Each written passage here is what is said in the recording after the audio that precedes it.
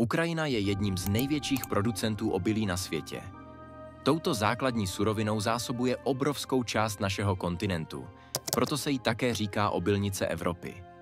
Rok před invazí se na jejich polích urodilo přes 86 milionů tun obilí. Značná část z tohoto čísla pak putovala i do Česka. Vše se však změnilo ruskou agresí na Ukrajinu, která tu zuří už téměř 3 roky. Její škody na majetku vyčíslují odborníci přibližně na 410 miliard dolarů. Což je cena třeba celé společnosti Mastercard, jednoho z největších poskytovatelů finančních služeb na světě. Ještě horší jsou však ztráty na životech. Od roku 2021 totiž poklesla ukrajinská populace o 25%. To způsobilo těžká léta i pro ukrajinskou ekonomiku. Jen HDP na obyvatele pokleslo o 30%. Hromadně zde také krachovaly podniky a lidé přicházeli o práci. Nezaměstnanost dosáhla 14% a podobného čísla se dobrala i rekordní inflace. To vše vedlo k vysokému poklesu produkce a vývozu obilí, a to o 54 milionů tun za rok. Levná však nebyla ani podpora Ukrajiny, bez které by nebyla schopna agresi i nadále vzdorovat. Jen Severoatlantická aliance darovala do výzbroje vojenskou techniku za více než 175 miliard dolarů. Dalších 183 miliard dolarů pak vybrali americké sbírky napříč celou zemí. Krize se podepsala i na obrovských ukrajinských podnicích, jako třeba společnost Burisma Holdings, zaměřující se na těžařský a energetický průmysl, nebo obrovská logistická společnost Nová pošta, která poskytuje své služby i v Česku.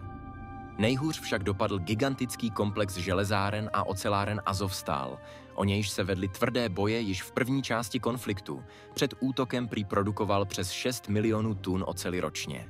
Ani ekonomice agresora se příliš nedařilo, a to především kvůli sankcím, které byly na Rusko uvrženy. Celkově západní země zmrazily přes $1 bilion ruských aktiv, což způsobilo kolaps ruské ekonomiky. Omezen byl i vývoz nerostných surovin, na čemž ruská ekonomika stojí. Nebýt ekonomické pomoci od svých spojenců, nacházela by se dnes ruská ekonomika pravděpodobně v recesi. Inflaci se zde však potlačit nepovedlo, dodnes se pohybuje okolo 9%. Toto mělo značný dopad i na obyvatele Česka, protože do našich domácností a čerpacích stanic mířily nerostné suroviny z Ruska, a to přes ropovod Družba. Odstřižení od těchto dodávek způsobilo značné náklady na vytvoření sítě, přijímající tyto nerostné suroviny ze západu. Navíc samotný jejich export je kvůli větší vzdálenosti mnohem nákladnější. I kvůli tomu ceny ropy a plynu v posledních letech dramaticky rostly, a to až o astronomických 150%.